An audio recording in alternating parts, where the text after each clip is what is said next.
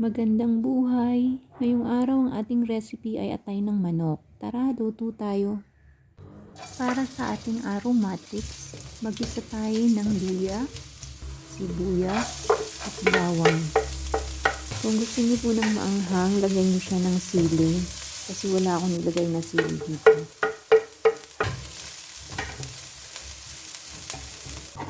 Ilahok na ang ating malinis na atay.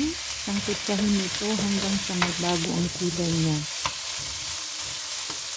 Lagyan ng black pepper ground, idurog na paminta at isangkutsa ito.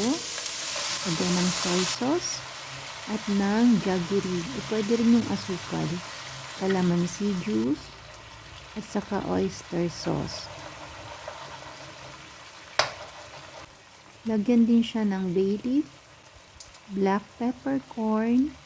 Takpan ito at lutuin hanggang sa mga 10 to 15 minutes or hanggang sa ma-absorb ng atay ang lahat ng sauce. Tingnan din ito paminsan-minsan, haluin para hindi dumikit ang ilalim niya. At ito po ay napakadaling gawin. Ready to serve na siya.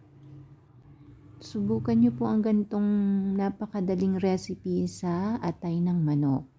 Tiyak na mag-i-enjoy po kayo. Budburan siya ng dahon ng sibuyas.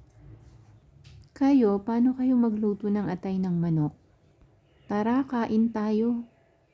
Salamat sa panonood.